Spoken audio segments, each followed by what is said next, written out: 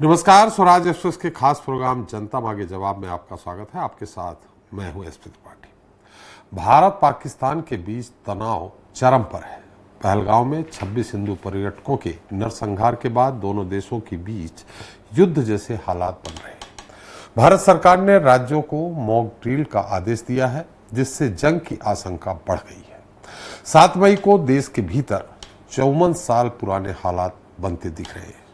दरअसल 1971 में भी भारत सरकार ने देश के भीतर मॉक ड्रिल करने के आदेश दिए थे। उसके बाद हुई जंग ने पाकिस्तान की तस्वीर बदल दी। तब पाकिस्तान के 2 फाड़ हो गए थे और बांग्लादेश के रूप में एक आजाद मुल्क की स्थापना हुई थी। पाकिस्तान के लेफ्टिनेंट जनरल AK नियाजी ने ढाका में भारतीय सेना के सामने आत्मसमर्पण कर दिया था। 1971 के युद्ध से पहले भी हमारे देश के भीतर तनाव बढ़ रहा था। अब कमोबेश फिर वैसे ही हालात बनते दिख रहे हैं। इस बार भी तनाव दिन ब दिन बढ़ता जा रहा। भारत पाकिस्तान के बीच युद्ध की संभावना के चलते 7 मई को पूरे देश में मॉक ड्रिल किया जाएगा। नागरिकों की सुरक्षा के लिए की जा रही ड्रिल में सायरन से चेतावनी दी जाएगी।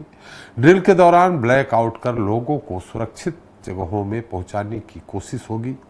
देश के जिन राज्यों में मॉक ड्रिल की जाएगी उनमें मध्य प्रदेश और छत्तीसगढ़ भी शामिल है। बहरहाल भारत में तैयारियां जारी है और लोगों में ये जानने की उत्सुकता है कि क्या भारत पाकिस्तान पर सीधा हमला करेगा।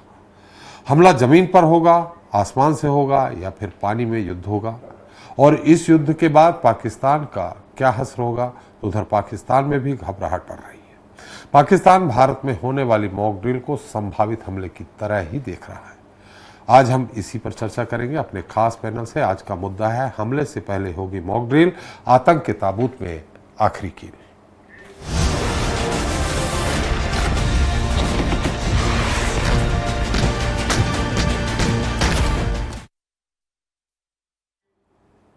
तो जम्मू कश्मीर के पहलगाम में आतंकी हमले के बाद भारत और पाकिस्तान के बीच तनाव चरम पर है। भारत ने दोनों देशों के बीच सिंधु जल संधि को निलंबित करने, बॉर्डर क्रॉसिंग बंद करने और पाकिस्तानी नागरिकों के वीजा रद्द करने समेत कई बड़े फैसले लिए हैं। तो जवाब में पाकिस्तान ने 1972 के शिमला समझौते से बाहर आने का ऐलान किया है। साथ ही नदियों के पानी रोकने या मोड़ने के प्रयास को भी जंग ही माना है। लेकिन पाकिस्तान को यह भी समझना होगा कि ये कार्रवाई तो वानगी भर है। अभी तो उसे असली लड़ाई का सामना है, जिसकी तैयारियां भारत में धीरे धीरे ही सही लेकिन पुख्ता तौर पर हो रही है। सीमा पर हाई अलर्ट है।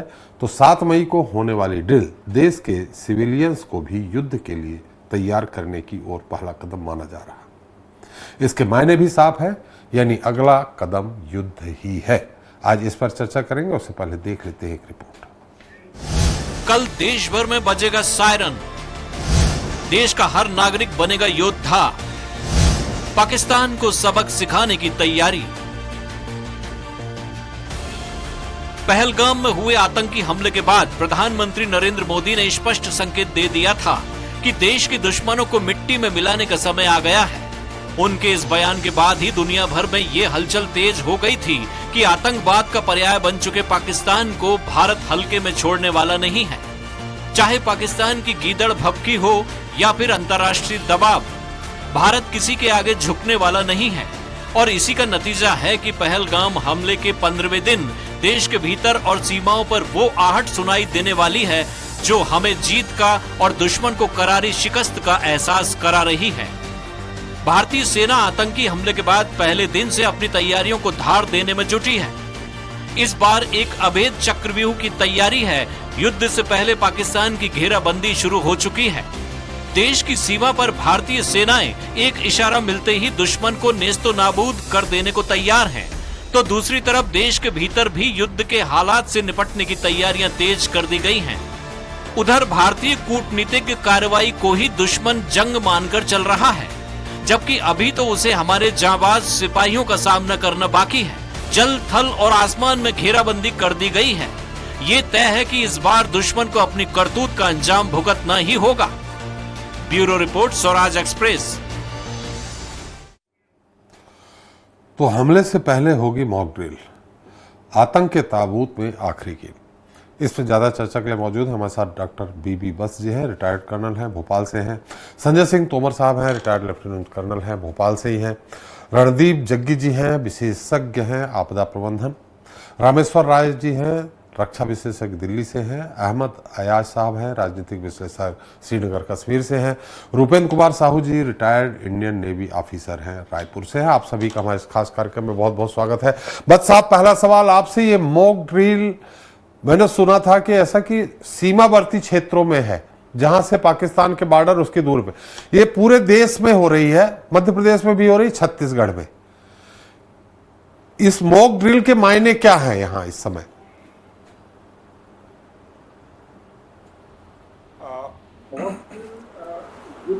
मॉक ड्रिल युद्ध में जाने से पहले देश की जनता को तैयार करने के लिए एक बहुत अहम कार्रवाई है जी। अगर आपने देखा हो तो हमारे जहां मॉक ड्रिल हो रही है उनको 3 क्षेत्रों में बांटा गया है, ए, बी और सी जी। जो सबसे ज्यादा वनरेबल है उनको ए में और जो सबसे लीस्ट वनरेबल है उसको सी में रखा गया है। अब आपका सवाल वाजिब है कि मध्य प्रदेश इतना डेप्थ में है लेकिन उसके बावजूद भी यहाँ मॉक ड्रिल कराई जा रही है।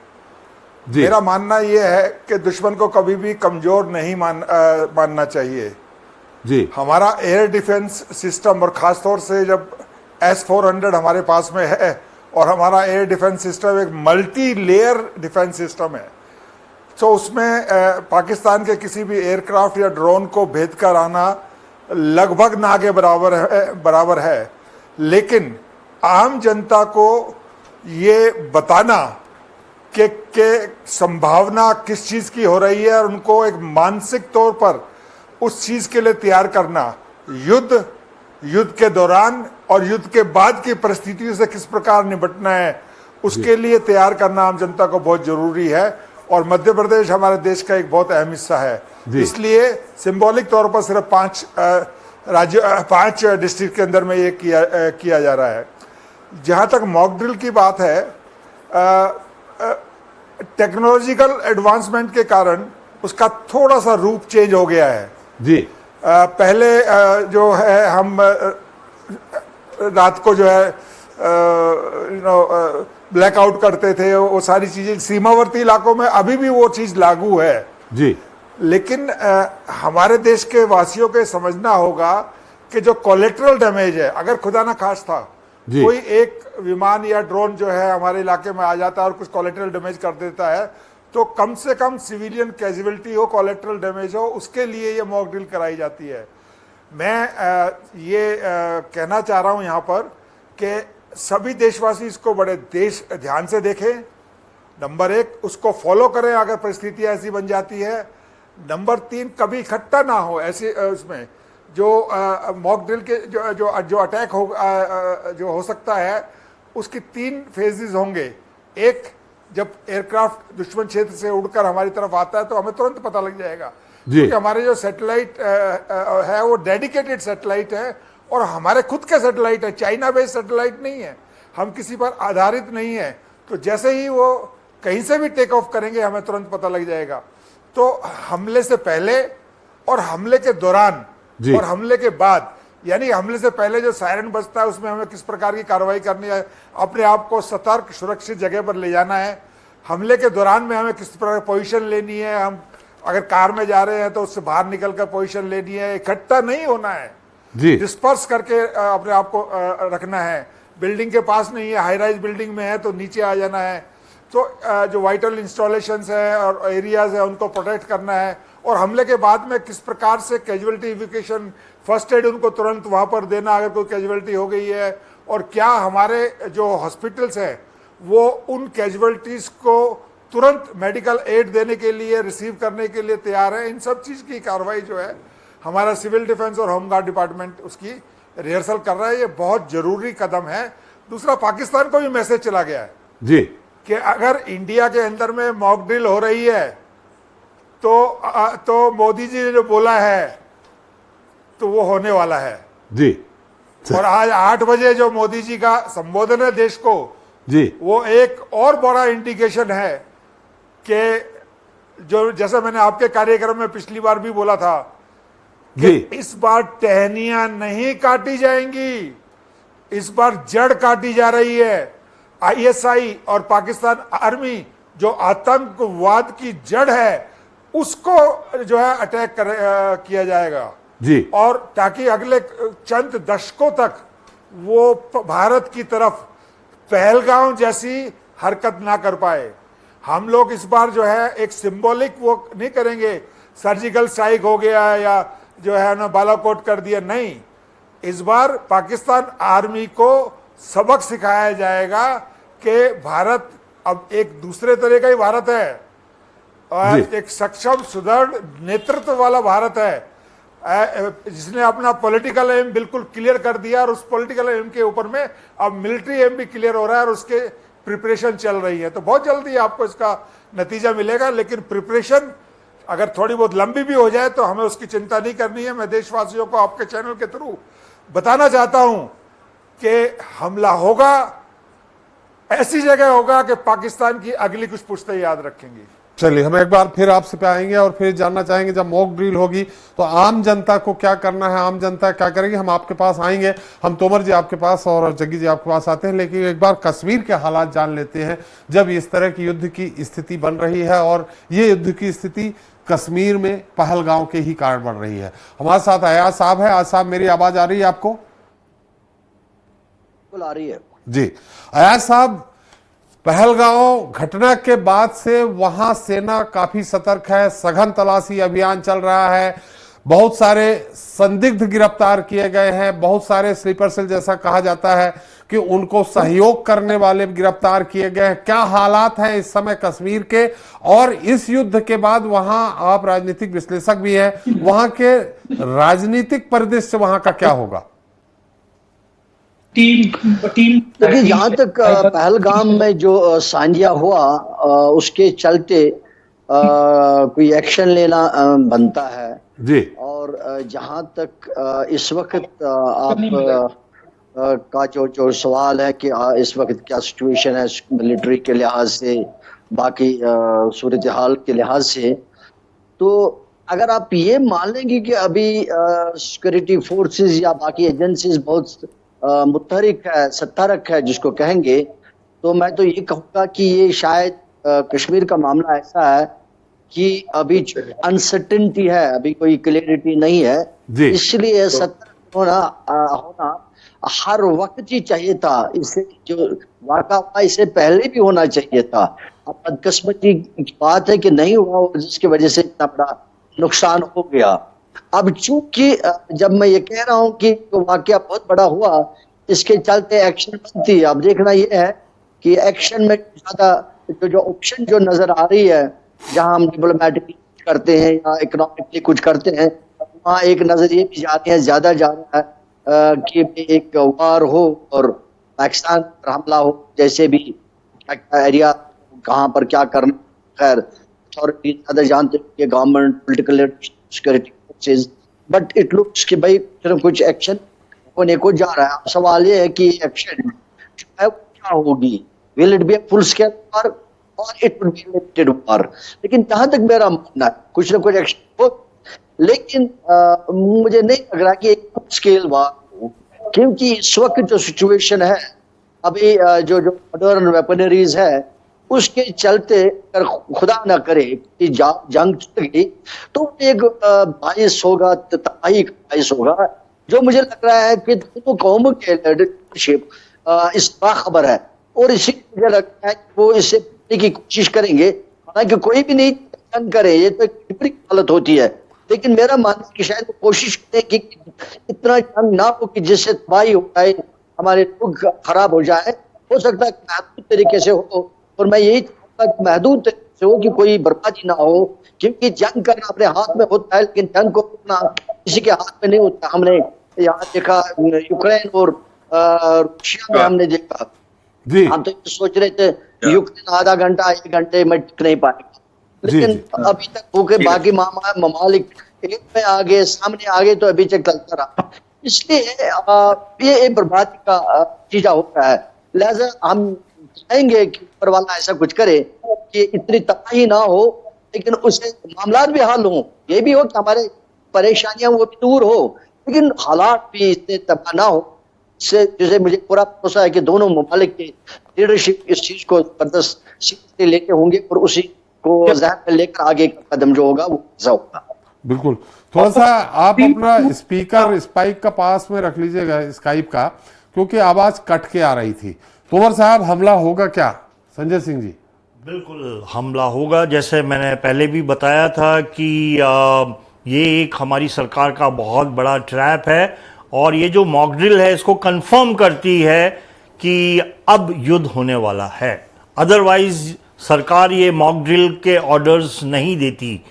तो ये बिल्कुल कंफर्म्ड है और अब हम इसमें पीछे नहीं जा सकते हैं, और कुछ ही दिन में पाकिस्तान के ऊपर अटैक होने वाला है और पाकिस्तान इस बार ध्वस्त हो जाएगा। जैसे कि मैंने बताया है कि हमारी फौज जो है वो पाकिस्तान से 100 टाइम्स ज़्यादा पावरफुल है, और मैं एक वेपन एक्सपर्ट भी हूँ। और पाकिस्तान ये जो अभी जो हमने कुछ डिले किया है अटैक में, इसको हम एक वेटिंग बॉम्ब बोल सकते हैं। और जो पाकिस्तान के जो F-16s हैं जी, पाकिस्तान की एयरफोर्स ने और पाकिस्तान की आर्मी ने इनको छुपा दिया है। इनको ईरान के बॉर्डर की तरफ ले गए हैं। उनको डर है कि कहीं इंडिया जो है ब्रह्मोस मिसाइल अटैक से इनको डिस्ट्रॉय कर देगी। तो मैं ये बोल सकता हूं कि जो पाकिस्तान एयरफोर्स है अब केवल 15% रह गई है। तो ये बिल्कुल सही समय है हमको अटैक। कैसे 15% कैसे रह गई? आप देखिए, पाकिस्तान की जो एयरफोर्स है वो केवल 30% उनके पास सर्विसेबल एयरक्राफ्ट हैं। अगर उनके पास उनकी इन्वेंट्री में 100 एयरक्राफ्ट हैं, बिकॉज ये सारे एयरक्राफ्ट्स बहुत पुराने हो गए हैं, उनके ऊपर स्पेस का बहुत सारा प्रॉब्लम हो रहा है, और उस 30% में भी इनका जो मेन जो अटैक एयरक्राफ्ट है वो F-16 है, उसको भी इन्होंने छिपा दिया है। कहने का मतलब ये है कि जो मेन अटैक होगा पाकिस्तान का, that will be without F-16। और जैसे मैंने पहले भी बोला है कि ये जो मॉक ड्रिल है ये कंफर्म करता है कि अब अटैक होगा, और हमारे साथ अमेरिका भी है, इजराइल भी है। और मैंने बोला है कि हमको ऑफेंसिव डिफेंसिव बैटल लड़ना है, हमको 1000 ब्रह्मोस मिसाइल फायर करना चाहिए। और जो कराची पोर्ट है, कराची एयरपोर्ट है, सियालकोट सेक्टर है, सियालकोट सेक्टर में बहुत हैवी मूवमेंट हो रहा है। वहां पे पाकिस्तान के काफ़ी इंस्टॉलेशंस हैं। उसके बाद इस्लामाबाद और लाहौर और ये रावलपिंडी, यहाँ पर हमारे मिसाइल अटैक होनी चाहिए। और हमको S-400 जो हमारा जो एयर डिफेंस सिस्टम है उसको एक्टिवेट करना चाहिए। और S-400 एयर डिफेंस सिस्टम एक बहुत ही बेहतरीन anti aircraft missile air defence system है, जिसका रेंज 400 किलोमीटर है। कोई सा भी पाकिस्तानी एयरक्राफ्ट टेक ऑफ करेगा पाकिस्तान में, उसको ये शूट डाउन कर सकता है। जैमर्स काम करने लग गए हैं, जैमिंग हो रही है, उससे काफ़ी दिक्कतें हो रही हैं। वो जो अपना जो सैटेलाइट का जो कम्युनिकेशन है और वो सारा कुछ जैम हो रहा है, और पाकिस्तान आपस में बात नहीं कर सकेगा। इससे हमारी फौज को बहुत बड़ा एडवांटेज मिलेगा, और पाकिस्तान की आर्मी में काफ़ी रिवोल्ट हो रहा है। वहाँ के फौजी लोग फौज को छोड़ रहे हैं और रेजिग्नेशन दे रहे हैं। उनके जो सीनियर ऑफिसर्स हैं और जो पॉलिटिशियंस हैं वो देश छोड़ के बाहर जा रहे हैं। उनका मनोबल पूरा डाउन है, और मुझे लगता है कि शायद पाकिस्तान आर्मी में ये वेटिंग बॉम्ब जो हमारी सरकार ने किया है, एकदम से उनके ऊपर अटैक नहीं किया है, उनको डर लग रहा है। और वो उस डर के कारण मुझे लग रहा है कि कहीं पाकिस्तान आर्मी में म्यूटिनी नहीं हो जाए। और इस म्यूटिनी के डर से जनरल आसिम मुनीर जो हैं वो इंडिया के ऊपर अटैक कर सकते हैं, लेकिन उनके पास फायर पावर ही नहीं है इंडिया के अगेंस्ट में। और ये एक हमारे लिए बहुत इंपॉर्टेंट समय है कि हम पाकिस्तान को ध्वस्त कर दें और पीओके हम वापस लेंगे, और हमारे मतलब इकोनॉमी की प्रोग्रेस दिन दुगनी रात चौगनी होगी। हम लोग एक्सपोर्ट कर सकेंगे। और ये जो अपना जो मॉक ड्रिल है ये कंफर्म करता है कि अब युद्ध होने वाला। चले हम जग्गी साहब आपके पास आते हैं एक बार। हमारे इंडियन नेवी की कैसी तैयारी है? रुपेंद्र कुमार साहू जी वहाँ लंबे समय रहे हैं, अधिकारी रहे हैं।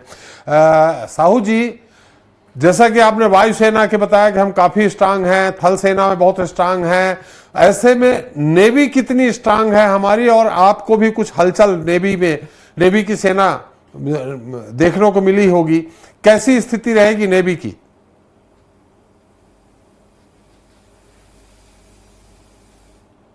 आपका जो क्वेश्चन है सर वो बहुत ही है, क्योंकि आज के डेट। जी जी बोलिए बोलिए। जी सर, क्योंकि क्या है सर कि आज के डेट में जो हमारी इंडिया है वो तीनों साइड पानी से घिरा हुआ है, और यहाँ पे इंडियन नेवी है वो एक प्रकार से कह सकते हैं कि तीन हमारे जो सबसे बड़े जहाज है, INS विक्रांत हो गया, विक्रमादित्य है, ये ऑलरेडी चले जा चुके हैं। और ये लोग ना अपने जो केसेस है कि कैसे भी करके अपना जो देश है, अभी जो स्थिति है उसको कैसे भी करके एक अच्छे मुकाम पे लेके आना है जी। और जैसे कि आपको बताना चाहूंगा कि तीनों सेना तो है ही इसमें सर, लेकिन नेवी का एक अहम रोल इसलिए कह सकते हैं क्योंकि वार में सबसे पहले आर्मी आता ही है, लेकिन डिसीजन मेकर इंडियन नेवी का होता है। तो क्योंकि आज के डेट में यदि कहीं सक्षम के तौर पर जाए तो इंडियन नेवी के पास सबमरीन्स है, मिसाइल टेक्नोलॉजी है, टारपीडोज भी है। और 1971 की जंग को तो पूरा देश ही देखा है कि कैसे कराची बंदरगाह को पूरा तबाह कर दिया गया था, जिसमें इंडियन नेवी को कोई खास हानि नहीं हुआ था, लेकिन पूरा पाकिस्तान है वो एक अमेरिका का कहना था कि जब उनको सैटेलाइट से देखा जा रहा था कि पूरा आग का गोला बना हुआ था कराची बंदरगाह, जिसके कारण उनको एक 1971 में नेवी डे के बनाया जाता है 4 दिसंबर को।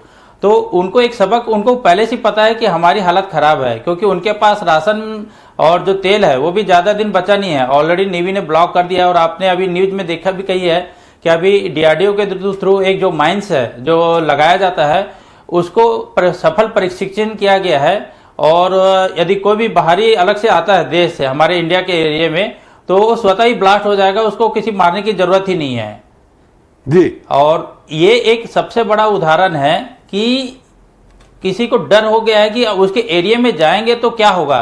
और सबसे बड़ा एडवांस टेक्नोलॉजी आज हमारे पास ब्रह्मोस है। अब ब्रह्मोस के तो आगे देखे तो पूरा दुनिया उसकी ध्यान जागती है कि ब्रह्मोस मिसाइल कितना खतरनाक है, नाम से ही काफी है। और इस मॉक ड्रिल को जो अभी जो चल रहा है तो इसमें मैं बताना चाहूंगा कि हम लोग जब भर्ती हुए थे तो एक जो मॉक ड्रिल ये बहुत ही इंपॉर्टेंट चीज है, क्योंकि कहीं ना कहीं ये हमारी सुरक्षा, जैसे डिफेंस बोलते हैं तो डिफेंस का मतलब होता है रक्षा, तो हम अपनी भी रक्षा करेंगे, जन धन की भी रक्षा करेंगे, और सबसे बड़ी चीज है हमें कम से कम क्षति हो। तो जो हमारे देश के नागरिक हैं उन लोग को भी पता होना चाहिए कि यदि कहीं विपरीत परिस्थिति हो गया, देखो कहीं क्या आज के डेट में टेक्नोलॉजी बहुत एडवांस है और हमारे ऊपर भी कहीं से भी बम सकता है। ऐसे नहीं कह सकते कि जो बम है केवल दिल्ली में गिरेगा, हो सकता है छत्तीसगढ़ में हो, मध्य प्रदेश हो, कहीं पर भी आ सकता है। तो पूरी देश की जनता को जागरूक होना ही पड़ेगा और इसमें एक सहभागिता सबका होना चाहिए। और मैं तो यही चाहूंगा कि सभी जितने भी हमारे देशवासी हैं ऐसे सिचुएशन को एक चुनौती भरा और एडवेंचर लाइफ की तरह देखना चाहिए कि ये कुछ सामान्य सी प्रक्रिया यदि हम इसको कर लेंगे तो हमें जनधन की हानि कभी होगी ही नहीं। साहू जी ये माना जाए कि नेवी बताया जाए कि पूरा मॉकड्रिल चल रहा है, हमारी जो फोर्स है जल सेना जिसको कहें वो पाकिस्तान की अपेक्षा काफी मजबूत है, लेकिन युद्धपोत की बात करें तो 121 युद्धपोत पाकिस्तान में हैं, 293 युद्धपोत हमारे पास हैं। तो युद्धपोत का क्या काम होता है, कैसे होता है, हम आपके पास आएंगे जानेंगे। हमारे साथ रक्षा विशेषज्ञ हैं दिल्ली से रामेश्वर राय जी हैं। राय साहब मेरी आवाज आ रही है आपको? हेलो राय साहब मेरी आवाज आ रही है आपको? नहीं, आवाज तो आ रही, लेकिन आप बिल्कुल नजर नहीं आ रहे मेरे को, तो मुझे समझ नहीं आ रहा कि क्या मैं दिख रहा हूं आपको स्क्रीन पे? हम एक्चुअल वीडियो, आप अपनी बात रखिए, वीडियो कनेक्ट हो रहा है, बहुत जल्दी हो जाएगा, अपनी बात रखिए। इस जो युद्ध की तैयारी है और जैसे हमारे एक्सपर्ट बत्स साहब ने कहा, तोमर जी ने कहा, नेवी ऑफिसर साहू जी ने भी बताया कि युद्ध होगा ही। अब आपसे इसमें हम विश्लेषण चाहते हैं, युद्ध होगा ही तो आगे क्या होगा, और अभी होगा तो किस तरह होगा, और इसके परिणाम क्या होंगे? देखिए, आपके इन तीनों सवालों का जवाब मैं इस प्रकार से देना चाहूंगा कि ये कहना बिल्कुल निश्चित तौर पे कि युद्ध होगा, अभी के माहौल में बिल्कुल सही नहीं होगा। हो सकता है, नहीं भी हो सकता है, क्योंकि युद्ध का मतलब अलग अलग लिया जाना चाहिए। क्योंकि युद्ध जो है, एक तो होता है फुल फ्लेज्ड वॉर, यानी कि एक तीनों सेना के जो अंग हैं, आर्मी, नेवी, एयरफोर्स, तीनों इन्वॉल्व हो जाएंगे और युद्ध काफी समय तक चलेगा और दोनों देश इस तरह से भिड़ जाएंगे जैसे कि काफी ज्यादा अगर क्षति पहुंचती है तो एक पूरी फुल फ्लेज्ड वॉर हो जाती है जी। उसका एक छोटा होता है जिसको हम कहते हैं लिमिटेड वॉर, जैसा कि कारगिल में हुआ था। कारगिल के समय में हुआ था, लेकिन वो दोनों देश पूरा इन्वॉल्व नहीं हुए थे। एक इलाके के हिसाब से वो बिल्कुल लिमिटेड इलाके में हुआ था जी। तो उसको लिमिटेड वॉर बोलते हैं। उसके एक और दर्जा अगर नीचे हम करते हैं तो जैसे आपका बालाकोट का स्ट्राइक हुआ था या जैसे सर्जिकल स्ट्राइक हुआ था, तो इस प्रकार से जो एक लिमिटेड एम को लेकर के कोई एक स्ट्राइक किया और उसके बाद आगे नहीं बात बढ़ी, तो इसलिए इस युद्ध के कई रूप हो सकते हैं। तो इसलिए यकीनन तौर पे ये कहना कि युद्ध होगा और किस प्रकार से होगा और कितने समय तक चलेगा, वो सही नहीं होगा। यह है पहली बात। दूसरी बात, युद्ध जो है ये विश्व में माना जाता है कि कोई भी युद्ध जो है जब दो देशों के बीच में होता है तो ये आपकी जो इकोनॉमी है उसका एक सबसे महंगा सौदा है जी। ऐसा कहा जाता है कि जब आपकी डिप्लोमेसी फेल हो जाती है तब आप युद्ध करते हैं, तो ये सबसे महंगा सौदा है और इसको बहुत हल्के से नहीं लिया जा सकता जी। जब युद्ध होता है तो आपकी जो लड़ाई लड़ने की क्षमता है तीनों आर्म फोर्सेस की, वो तो उसको तो नुकसान पहुंचता ही है, साथ ही साथ देश के जो सिविल इंफ्रास्ट्रक्चर है, जो सिविलियन लोग हैं, जो सिविलियन पॉपुलेशन है, उनको भी नुकसान पहुंचता है। आप ये समझिए कि कल को अगर युद्ध होता है तो सैकड़ों लोग, हजारों लोगों की इसमें क्षति हो सकती है, उनकी क्षतिग्रस्त हो सकते हैं, वो मर सकते हैं और शहीद हो सकते हैं। और ये जो है इस प्रकार का युद्ध जो है आप सोच सकते हैं कि बहुत महंगा पड़ता है देश को। तो ये सोचना युद्ध होगा और युद्ध में हम जीतेंगे, यस हम जीतेंगे, लेकिन वो जीत की कीमत क्या होगी वो हमें देने के लिए तैयार रहना पड़ेगा। चाहे वो इकोनॉमी से उसकी कीमत दी जाए, चाहे देश के लोगों की शहादत से उसकी कीमत आज आकी जाए, चाहे उसके बाद जो हमारी इकोनॉमी, जैसा कि युद्ध जब खत्म होगा तो उस समय जो नुकसान हो चुका होगा उसको पूरा करने में कई साल लग जाते हैं जी। ये नहीं हो सकता अगर युद्ध आज खत्म हो रहा है तो कल से हमारी इकोनॉमी बिल्कुल दौड़ने लगेगी, ऐसा नहीं होता है। तो युद्ध जो है एक बहुत ही महंगा सौदा है और इस महंगे सौदे को करने के लिए बहुत ज्यादा इसके ऊपर सोच विचार किया जाता है कि इस सोच विचार में किसको कितनी क्षति पहुंच सकती है, दूसरे देश को भी और खुद को भी, क्योंकि जब ये युद्ध होगा तो क्षति दोनों तरफ होती है, नुकसान दोनों तरफ होता है। उसके लिए हमारी तैयारी चाहिए और इसीलिए जब हम युद्ध करते हैं तो हमारी कोशिश यही रहती है कि हम जो है दूसरे देश को ज्यादा नुकसान पहुंचाएं और खुद को नुकसान पहुंचने से अपने को बचाएं। तो ये सब चीजों के ऊपर जो सोच विचार इस समय चल रहा है, मेरा ये मानना है कि जैसे ही इसमें ज्यादा समय लग रहा है तो एक असेसमेंट, एक आंकलन हम ये लगा सकते हैं कि युद्ध जो है वो होगा तो किसी अच्छे बड़े स्तर पे होगा दोनों देशों के बीच में, क्योंकि ज्यादा समय लग रहा है तो ज्यादा प्लानिंग हो रही है और आर्म फोर्स के जो तीनों अंग हैं, नौसेना, वायुसेना और स्थल सेना, तीनों उसके अंदर जो है शामिल होंगे। तो उसके चलते जो है इसलिए समय लग रहा है उस चीजों के प्लान बनाने में, उसके कोऑर्डिनेशन करने में। तो इसलिए हमें ये मान के चलना पड़ेगा कि जब भी होगा, कुछ भी होगा, वो कुछ बड़ा होगा। इसीलिए हमें इसमें समय लग रहा है और हमें जो है इस बात के लिए नहीं परेशान होना है कि जल्द से जल्द करो, क्योंकि अगर हम जल्द से जल्द कुछ करेंगे तो हो सकता है वो कुछ ऐसी गलतियां हो जाएंगी जिससे हमें ज्यादा नुकसान हो सकता है। तो इसलिए इसके ऊपर सोच विचार करके चलना पड़ेगा। ये एक महंगा सौदा है और इसके बाद अगर हम ये समझते हैं कि देश की हालात में बहुत ज्यादा सुधार आएगा, जी नहीं, इसकी जो कीमत है वो देने के लिए हमें तैयार रहना पड़ेगा। तो वो तैयारी भी इस समय चल रही है। अभी जो मॉक ड्रिल की तैयारी जो कि कल होने जा रही है, वो भी एक वही सुरक्षा नियमों का करने का एक प्रैक्टिस करने का तरीका है, ताकि कल को कुछ अगर ऐसा होता है तो हमारे देश के बाकी लोग जो हैं वो सुरक्षित रह सकें। तो इसलिए बहुत सारे युद्ध के पहलू हैं, जब तक उन सब पहलुओं के ऊपर अच्छे से उसकी असेसमेंट नहीं हो जाती है, मेरी समझ से इस युद्ध के अंदर जो है या इस तरह के एक्शन के अंदर हमको जल्दबाजी दिखा के जल्द से नहीं जाना चाहिए और पूरी प्लान के साथ, पूरी सोच विचार के साथ, पूरे कोऑर्डिनेशन के साथ, हर पहलू को मद्देनजर रखते हुए तब जाके हमको इस लिए आगे बढ़ना चाहिए। ये मेरा मानना है। जी बिल्कुल, हम आएंगे, थोड़ा परमाणु शक्तियों के बारे में भी आपसे जानना चाहेंगे, लेकिन हमारे साथ जग्गी साहब हैं। अब जो मॉक ड्रिल जो अहम पार्ट है, मॉक ड्रिल इसीलिए हो रही है कि अगर नुकसान होता है क्या क्या सावधानी बरतना है जग्गी साहब, थोड़ा संक्षेप में, बहुत विस्तार से नहीं। मॉक ड्रिल का मेन मकसद है कि जब भी बम कोई फूटता है तो उससे क्या क्या हानियाँ होती हैं। अक्सर कांच फूटता है, कांच आदमी को लग जाता है, बिल्डिंग टूटती है तो बिल्डिंग मटेरियल उसके अंदर घुसने के चांसेस रहता है। तो इसके लिए सबसे पहले हमें जो है शेल्टर प्लेस खोजना चाहिए। शेल्टर भूमि के ऊपर निर्माण किए गए, खाइया खोद के बनाए गए और फिर इनको दो भागों में बांटा जाता है, पारिवारिक मोर्चा और सार्वजनिक मोर्चा जी। तो जब भी हम अगर बम की वार्निंग चेतावनी आएगी सायरन द्वारा जी, जिसकी कि कल मॉक ड्रिल कराई जाएगी, तो अगर हम खुले में हैं तो खुले में हमारे पास जो है जो चांसेस हैं हमारे को क्षति होने के, अगर खुले में हम घूम रहे हैं तो 100% क्षति होने का चांसेस है जी। तो अगर आप खुले में घूम रहे हैं तो तुरंत जमीन पे लेट जाइए, काय के पेट के बल जी, और अपने मुंह में रुमाल लगा लीजिए, कानों में उंगली डाल के ऐसे बैठ जाइए ताकि, क्योंकि बम का जो धमाका होता है उससे कान के पर्दे फट जाते हैं जी।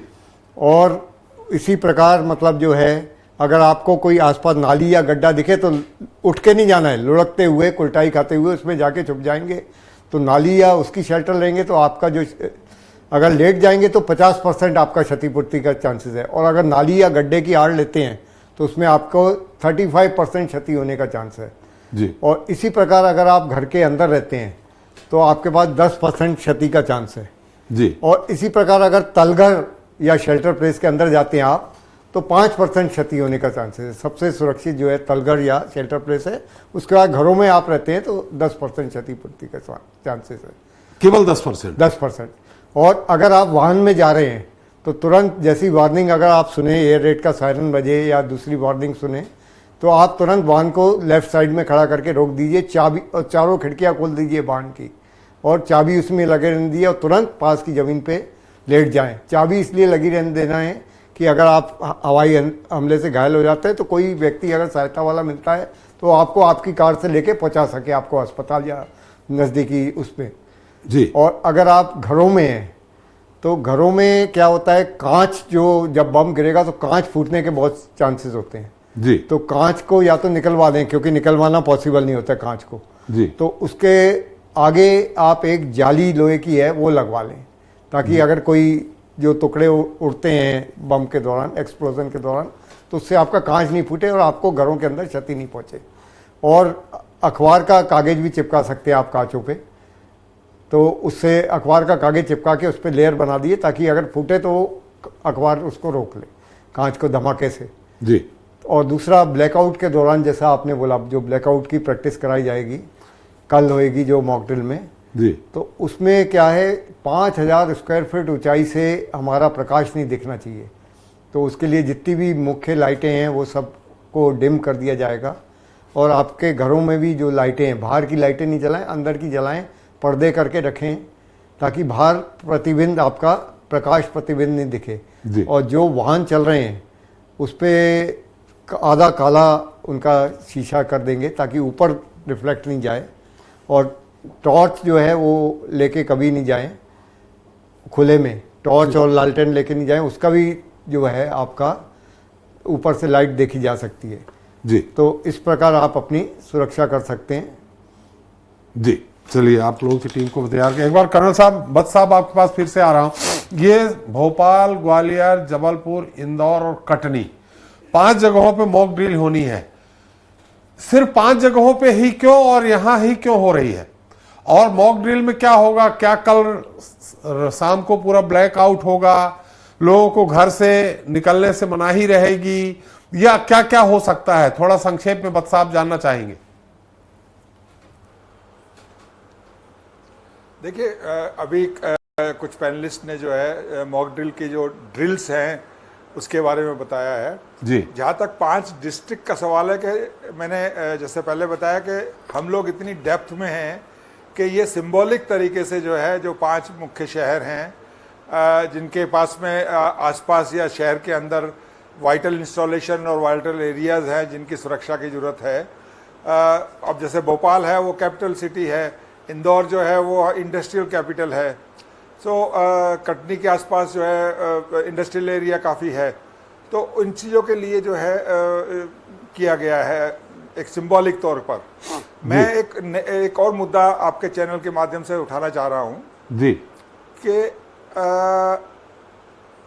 हमारे को मैं मुख्यमंत्री जी से जो कि होम मिनिस्टर भी हैं निवेदन करना चाहूँगा कि एक हेल्पलाइन 24 घंटे की वो तुरंत खोल दें जी, क्योंकि हमारे बीच में भी कुछ पाकिस्तान समर्थक लोग हैं जो ये कोशिश करेंगे कि हमारे देश की सेना की सूचनाएं या सेना के मूवमेंट को बाधित करने के लिए जो वाइटल इंस्टॉलेशंस एरियाज या कलवर्ट्स या रेलवे लाइंस या रोड्स या उनको नुकसान पहुंचाने की कोशिश करेंगे। तो ऐसी कोई भी चीज़ संदिग्ध व्यक्ति या संदिग्ध जो है बात या संदिग्ध वस्तु अगर नज़र आती है तो इस हेल्पलाइन के जरिए वो संबंधित अधिकारियों तक वो सूचना दे सके, ऐसा मेरा निवेदन है जी, ताकि जनता को जो है जाने की जरूरत नहीं है, वो तुरंत हुआ। और इस मामले में अगर हम वेटरन्स जो हैं उनकी किसी भी प्रकार से हेल्प चाहिए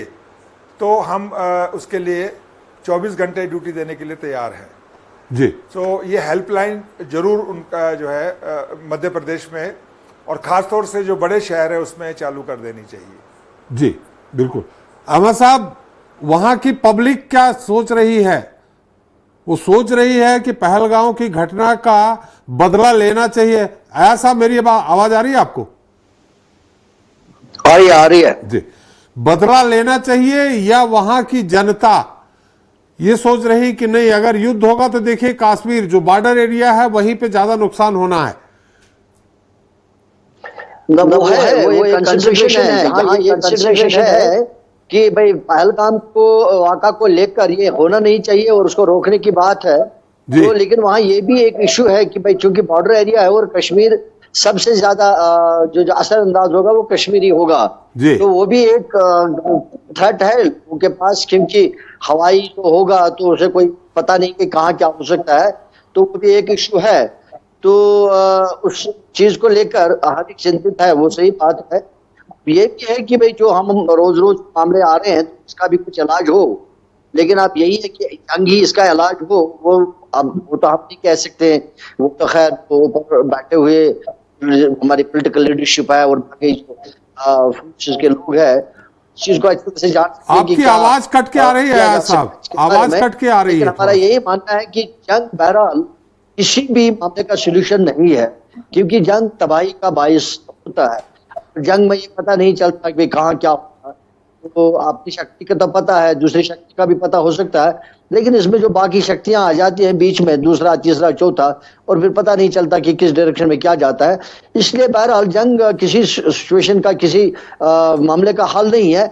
तो लेकिन अब एक सिचुएशन ऐसी बनी है कि जहां मजबूर हो जाता है इंसान वार की सिचुएशन या पोजीशन लेने को, लेकिन जहां मेरा मानना है कि शायद ये जो हमारी लीडरशिप है वो इसको बहुत ही एहतियात के साथ ये सारी चीज़ों को मद्देनजर रखकर ही आगे कदम ले लेगी, और उसी डायरेक्शन में शायद मॉक ड्रिल का जो सिस्टम चल रहा है तो ऑफकोर्स ये दिखा रहा है कि भाई एक कन्फर्मेशन है कि भाई युद्ध होने के चांसेस है, लेकिन ऊपर वाला ऐसा करे कि कोई और तीसरा दूसरा रास्ता निकल जाए कि मामले सुलझ जाए, जंग ना हो, वार ना हो, इतना फुल फ्लेज्ड वार ना हो, तो जो तबाही का बायस है। तो लेकिन जब आप हो ही जाएगा, अगर इसके अलावा कोई सिचुएशन सामने नहीं आएगी तो फिर हर एक का तो इसके साथ इसका सामना तो करना ही पड़ेगा। तो लेकिन हम चाहेंगे कि जंग के बगैर ही कुछ ऑप्शन सामने आ जाएं कि जो इन मामलात को हल करें। ये हम हर एक का मानना है इस यहाँ मेरे जो मेरी जानकारी है। जी जी, आ रहा हूँ कर्नल साहब, तोमर साहब आपके पास। मैं एक बार फिर से रामेश्वर राय जी के पास जा रहा हूँ। तोमर साहब आप ही के पास आ रहा हूँ, फिर एक बार फिर रुपेश उनके पास भी जाऊंगा, साहू जी के पास। रामेश्वर जी, जो ये कहा जा रहा है परमाणु शक्ति, परमाणु बम, उसकी चेतावनी बार बार इनडायरेक्ट रूप में पाकिस्तान दे रहा है। जो आंकड़े सामने आ रहे हैं, अब वास्तविकता क्या है मुझे नहीं मालूम है। 172 परमाणु हथियार इंडिया के पास हैं तो 170 पाकिस्तान के पास। ये अलग बात है, एक्टिव कितने हैं उनके पास, एक्टिव हमारे पास कितने हैं, इसकी जानकारी नहीं है। अगर इसका उपयोग हो गया तो क्या होना है रामेश्वर जी? और दूसरी बात कि जो बॉर्डर एरिया है, जो आपने कहा आर्थिक रूप से तो पूरे देश को नुकसान होगा, लेकिन शारीरिक नुकसान बॉर्डर एरिया में ज्यादा होना है, चाहे गुजरात हो, राजस्थान हो या कश्मीर हो। तो ये परमाणु देखिए अगर हथियार का उपयोग होता है तो क्या नुकसान हिरोशिमा साकी को आज तक नहीं लोग भूले। देखिए मैं आपको बता दूं एक बात की, जहां तक परमाणु हथियारों का सवाल है जी, परमाणु हथियार कहा जाता है कि ये खाली देश जो बनाते हैं परमाणु हथियार वो डेटरेंस वैल्यू के लिए होते हैं, यानी कि दूसरे देश को हमला नहीं करने के लिए, उसको हमला ना करे दूसरा देश, उसके लिए डेटरेंस के लिए बनाए जाते हैं जी। इस समय विश्व में 7 देश हैं जिनमें न्यूक्लियर कैपेबिलिटी है और जो कि न्यूक्लियर हथियार रखते हैं और वो हमेशा ही डेटरेंस के तौर पे इस्तेमाल किया जाता है जी। अगर आप देखें तो हिरोशिमा और नागासाकी के जो युद्ध में जो परमाणु हथियार इस्तेमाल किया गया था दूसरे महायुद्ध के बाद, उसके बाद से यानी कि 1945 के बाद से आज तक किसी भी देश ने इसके बावजूद कि उनके पास परमाणु हथियार थे इसका इस्तेमाल नहीं किया है। इसका मतलब यह है सिर्फ कि इसको जो है डेटरेंस के तौर पे रखा गया है। हिंदुस्तान और पाकिस्तान भी जब कारगिल की लड़ाई हुई थी तो पाकिस्तान ने बहुत बार धमकी जरूर दी या पराक्रम में भी धमकी जरूर दी न्यूक्लियर की, लेकिन जहां तक कारगिल युद्ध का सवाल है उस समय भी न्यूक्लियर हथियार का इस्तेमाल नहीं किया गया था। और अगर आप देखें यूक्रेन और रशिया में जो युद्ध चल रहा है, यूक्रेन के पास न्यूक्लियर हथियार नहीं है। रशिया अगर चाहे तो यूक्रेन को 2 दिन के अंदर जो है न्यूक्लियर हथियार गिरा करके अपने दबोच सकता है या उसके ऊपर विजय प्राप्त कर सकता है, लेकिन रशिया ने भी यूक्रेन के खिलाफ न्यूक्लियर हथियार इस्तेमाल नहीं किया है।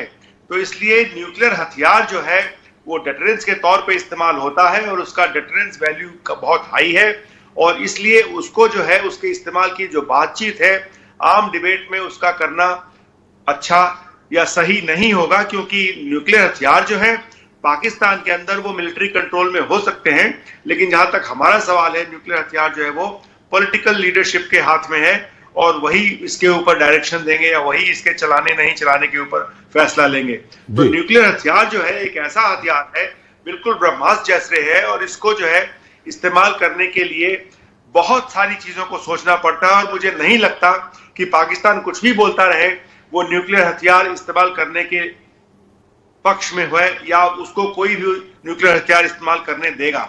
यह है पहला सवाल का जवाब। दूसरा यह है कि जहां तक देश को क्षति पहुंचने की बात है वो आप ये नहीं कह सकते आज के दौर में कि क्षति जो है सिर्फ बॉर्डर एरियाज में होगी, क्योंकि जब लड़ाई होती है उसमें एयरफोर्स का इस्तेमाल जब होगा, मिसाइल्स का इस्तेमाल जब होगा, तो क्षति जो है कहीं भी हो सकती है। सिर्फ ये सोच के चलना कि क्षति जो है सिर्फ बॉर्डर एरियाज में होगी वो सही नहीं होगा, क्योंकि ये नुकसान जो है देश में कहीं भी हो सकता है। हम कोशिश करते हैं, दोनों ही देश कोशिश करेंगे कि मिलिट्री टारगेट को हिट करें, लेकिन मिलिट्री टारगेट को मारने के साथ साथ या हिट करने के साथ साथ बहुत सारा सिविल नुकसान भी होता है। तो इसलिए जहां तक युद्ध के नुकसान की बात है वो सबको भुगतना पड़ेगा। हम ये सोच के नहीं चल सकते कि नुकसान सिर्फ बॉर्डर एरियाज में होगा। इसीलिए मैं बार बार इस बात को कहता हूं कि जो भी फैसला लिया जाएगा उसको काफी सोच समझ के साथ लिया जाएगा। जो भी फैसला लिया जाएगा ये सोच करके लिया जाएगा कि हम जो है जो नुकसान हो उससे बचें और दुश्मन देश के ऊपर ज्यादा नुकसान कर सकें।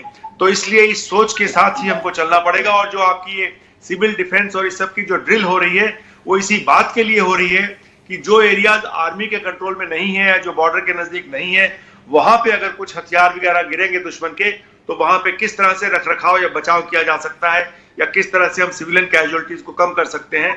तो इसी सब के चलते जो है ये मॉक ड्रिल्स हो रही हैं। और याद रखिए आजकल इलेक्ट्रॉनिक्स के चलते बैटलफील्ड जो है, जब कभी हम सोचा करते थे कि रात के अंधेरे में कुछ दिखेगा नहीं तो इसलिए हम ब्लैकआउट की वगैरह की प्रैक्टिस भी किया करते थे और युद्ध रात को हुआ करते थे। लेकिन आज के परिवेश में युद्ध की जो बैटलफील्ड है वो बिल्कुल ट्रांसपेरेंट है, सबको हर चीज दिखाई देती है। इलेक्ट्रॉनिक मदद से सब कुछ दिखाई दे रहा है, रात दिन में कोई फर्क नहीं है। ये रशिया यूक्रेन जो लड़ाई चल रही है उससे भी यही निकल के आया है कि रात और दिन में कोई फर्क नहीं है। तो इसलिए कोई भी कोशिश आप कर लें, थोड़ा बहुत बचाव हो सकता है लेकिन पूरा बचाव इन चीजों से नहीं होने वाला है। इसीलिए हम जो है हर प्रकार के नुकसान से बचने के लिए ये सब ड्रिल कर रहे हैं और देश के किसी भी हिस्से में किसी प्रकार की क्षति पहुंच सकती है आने वाले युद्ध में। इसलिए सब जगह जो है इस तरह के एहतियात या इस तरह के प्रिकॉशंस लिए जा रहे हैं। जी जी, तोमर साहब आप कुछ कहना चाह रहे थे बार बार, और जहां तक परमाणु मतलब कि ये जो अभी टेररिस्ट अटैक हुआ पहलगांव में, ये इसमें स्लीपर सेल्स का इस्तेमाल हुआ है, और ये जो स्लीपर सेल्स थे वो पाकिस्तान से थे और इंडिया के कुछ स्लीपर सेल्स थे। इसका सॉल्यूशन केवल है अटैक ऑन पाकिस्तान। और जैसे मैंने आपको बताया, इंडियन नेवी जो है 8 टाइम्स ज़्यादा ताकतवर है पाकिस्तान नेवी से, और हमारे पास न्यूक्लियर सबमरीन्स हैं और फ्रांस के दिए हुए स्कॉर्पियन सबमरीन्स हैं। हम अंडर वाटर और ओवर वाटर अटैक कर सकते हैं। घेराबंदी हमने ऑलरेडी कर दी है, और मैं समझता हूँ अंडर वाटर में पाकिस्तान भी कर सकता है, लेकिन हमारे पास मॉडर्न टारपीडोज हैं, उनकी रेंज ज़्यादा हैं, और हमारे पास न्यूक्लियर सबमरीन है जो बहुत नीचे तक वो डाइव कर सकती है। उसका एडवांटेज ये है कि वो डिटेक्ट नहीं हो सकती है, लेकिन वो अपने टारपीडोज फायर कर सकती है, और हमारे पास क्षमता है हम 12 घंटे में पाकिस्तान की नेवी को डिस्ट्रॉय कर देंगे। और अगर पाकिस्तान की नेवी डिस्ट्रॉय हो सकती है, हमारा टारगेट ही पाकिस्तान नेवी होना चाहिए। अगर पाकिस्तान की नेवी को हमने नेस्तनाबूद कर दिया, डिस्ट्रॉय कर दिया, तो मैं समझता हूं कि Pakistani air force and army they will surrender, और वहां पर म्यूटिनी जैसी हालत हो जाएगी। और इन्होंने बहुत बड़ी गलती कर दी, जनरल आसिम मुनीर साहब ने, वो भारत की सरकार को समझ नहीं पाए। हमने 4-5 साल में $100 बिलियन मतलब 9 लाख करोड़ के वेपन्स खरीदे हैं, जिसमें रफाल फाइटर्स हैं, अपने मिसाइल फ्रिगेट्स हैं, जैमर्स हैं, अपना S-400 एयर डिफेंस सिस्टम है, और हमारे पास बहुत सारा असला है ब्रह्मोस मिसाइल का, जो कि गेम चेंजर होने वाला है। और इसके बाद हमारी इकोनॉमिक ग्रोथ होगी, क्योंकि पीओके हमारे अंडर में आ जाएगा, और हम ये जो पाकिस्तान है इसको 4 भागों में डिवाइड कर देंगे, हमारा एक्सपोर्ट बढ़ जाएगा, और ये मेरी गारंटी है। देखिए स्टॉक मार्केट नुकसान जो होगा हमारे राय साहब, कोई नुकसान नहीं होगा। हमारा स्टॉक मार्केट नीचे नहीं जा रहा है। मैं खुद स्टॉक मार्केट में पैसा इन्वेस्ट करता हूं और लोगों को सिखाता हूं how to make money from the stock market, और ये मेरी गारंटी है कि युद्ध के बाद हमारा stock market 1 lakh Sensex cross कर जाएगा। So there will be economic growth, goodwill रहेगी हमारी, और हमारी कंट्री की तरक्की दिन दुगनी रात चौगनी होगी इसके बाद। चले हमारे साथ एक बार फिर साहू जी के पास चाहते हैं। साहू जी, हम ये जानना चाह रहे हैं, युद्ध पोत हमारे पास 293 है, 121 पाकिस्तान के पास, इनका क्या रोल होगा? दूसरा, जैसा आपने कहा कराची बंदरगाह तबाह कर दिया था, बंदरगाह के मामले में भी हम बहुत ज्यादा हैं हमारी संख्या में पाकिस्तान की अपेक्षा। जी मैं बताना चाहूंगा सर जी, कि आज कल एक न्यूज आया था कि पाकिस्तान की सहायता के लिए तुर्की ने अपना जहाज भेजा, जंगी जहाज। जी, अब बताइए, यही से आप सोच सकते हो कि पाकिस्तान की सहायता के लिए उनको और बुलाना पड़ रहा है, और आज हमारी ताकत इतनी ज्यादा है कि उनको देख के समझ आ गया है कि इनसे निपटना हमारे बस की बात तो नहीं है। क्योंकि आज के डेट में यदि आज बताया जाए तो इंडियन नेवी जो भारत को तीनों साइड से प्रोटेक्ट करती है, और इनकी जो जितने भी सहयोगी देश है वो ऑलरेडी हमारे भारत के साथ है, तो उनकी जो क्षमता, उनको पता है कि हमें कैसे निपटना है, तो उनके लिए वो और बाकी देश से सहायता मांगने की कोशिश कर रहा है जी। और इंडिया की बात बताएं कि जैसे मैंने बता ही चुका हूं कि हमारे न्यूक्लियर सबमरीन तो ऑलरेडी है ही, कहाँ है किसी को नहीं पता, कब किधर कहाँ से निकलेगा, और एंटी सबमरीन्स है, और हमारे जब सबसे बड़ी चीज एयरफोर्स है, वो भी ऑलरेडी हमारे जो विक्रमादित्य शिप है उसमें लैंडिंग का ये सब चीज को दोनों चीज कर रहे हैं। मतलब एयरफोर्स नेवी है ही, आर्मी अपने आप में तो सक्षम है ही जो प्रोटेक्ट कर रही है। तो देख के कह सकते हैं कि सामने वाले की बहुत हालत खराब है।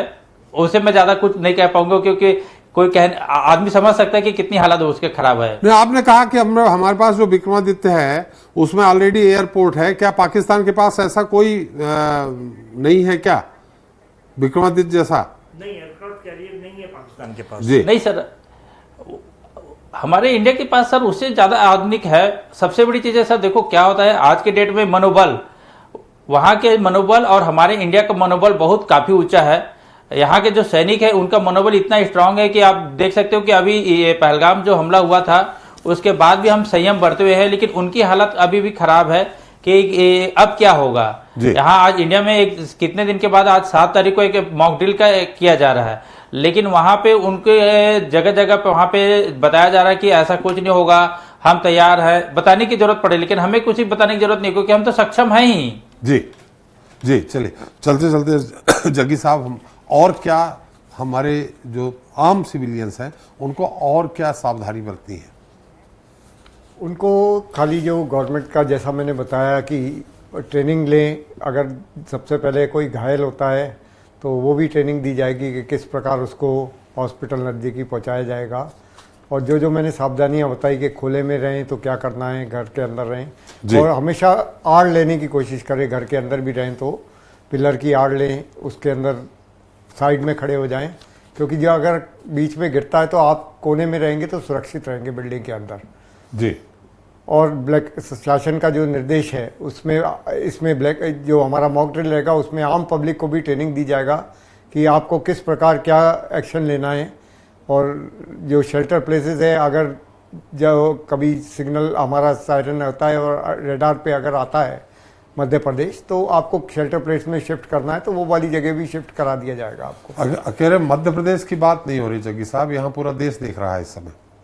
नहीं, हमारे यहाँ पूरे बात हो रही है। आप जो मैसेज दे रहे हैं वो हमें कश्मीर में भी बैठे हैं, वहां भी देखा जा रहा है।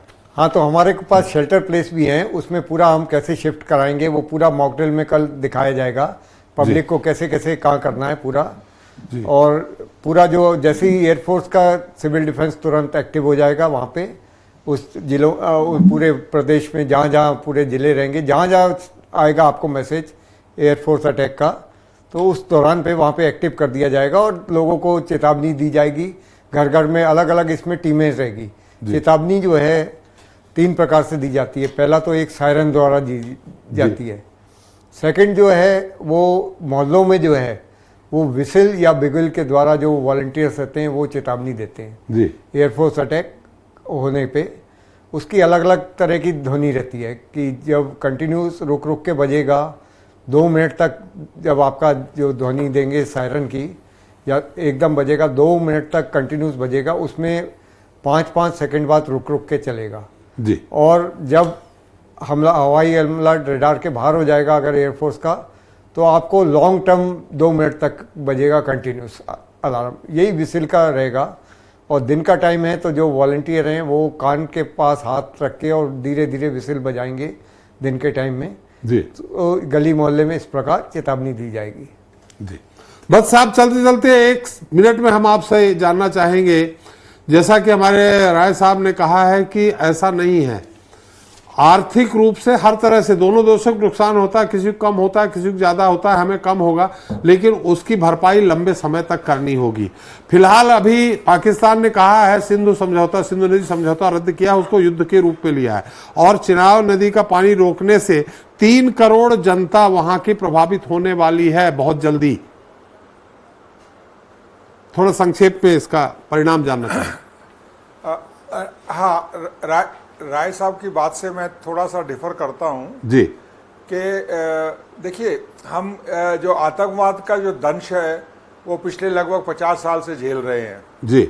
और हर बार हम पाकिस्तान को चेतावनी देकर और इस उम्मीद में कि शायद पाकिस्तान को समझ में आ जाए उसको कड़ा पनिशमेंट नहीं दिया है। लेकिन कहीं ना कहीं तो इस स्थिति को बदली करना होगा। कब तक हमारे देश के जो सिविलियंस हैं वो मारे जाएंगे, कब तक धर्म पूछकर निहत्थे लोगों की हत्या की जाएगी। तो मुझे लगता है कि बालाकोट और सर्जिकल स्ट्राइक की चेतावनी, यानी कि इमीडिएट रेस्पॉन्स, इमीडिएट रिएक्शन के बाद अब समय आ गया है कि पाकिस्तान को एक अच्छा रेस्पॉन्स दिया जाए, एक अच्छा सबक सिखाया जाए, ताकि वो जिस तरीके से आतंकवाद को पाल रहा है वो भविष्य में आतंकवाद को ना पाल सके। और उसका सीधा जो तरीका है वो ISI और पाकिस्तान की आर्मी पर एक ऐसी चोट करनी है ताकि वो खुद को अपने आप पर शर्मिंदा होने लगे, दुनिया के सामने एक फॉल्स फ्रंट या फॉल्स फेस खड़ा करके अपने आप को ब्रेवेडो या बहुत बड़ी आर्मी दिखाने की कोशिश ना करें, जो पिछले लगभग 50-60 साल से वो ऐसा कर रहे हैं। और मुझे लगता है कि हमारे देश की सेना मोदी जी के डायरेक्शन में ये करने जा रही है।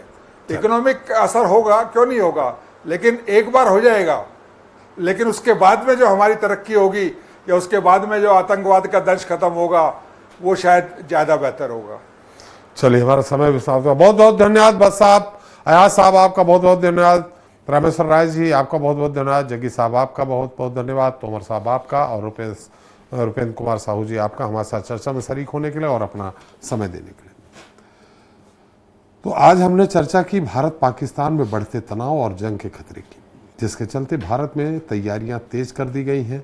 सिविलियंस को जंग के दौरान पैदा हुए हालात से निपटने की ट्रेनिंग देना इस बात की तरफ इशारा कर रहा है कि जल्द ही हमें जंग देखने को मिल सकती है, जिसके परिणाम पाकिस्तान के लिए सोच से ज़्यादा भयावह हो सकते हैं। क्योंकि अगर दोनों देशों की तुलना की जाए तो दुनिया भर के 145 ताकतवर देशों की लिस्ट में भारत की रैंकिंग चौथी, जबकि पाकिस्तान की रैंकिंग 12वीं है। जल, थल और नभ में भी भारत पाकिस्तान से कहीं ज़्यादा ताकतवर है, लेकिन फिर भी पाकिस्तान खुद को परमाणु शक्ति के बताकर भारत को धमका रहा है। लेकिन उसे ये बात भी याद रखनी होगी कि भारत भी परमाणु शक्ति से लैस देश है। ऐसे में अगर पाकिस्तान युद्ध में संभावित परमाणु बम का इस्तेमाल करता है तो जवाबी कार्रवाई में वो दुनिया के नक्शे से ही मिटाया जा सकता है। बहरहाल दोनों तरफ के हालात ये बता रहे हैं कि संभावित युद्ध की आहट तेज हो रही है। इस बार आतंक से निपटने के लिए किसी टेबल पर द्विपक्षीय चर्चा नहीं होगी, बल्कि इस बार फैसला मैदान-ए-जंग में ही होगा। आज के लिए इतना ही। नमस्कार।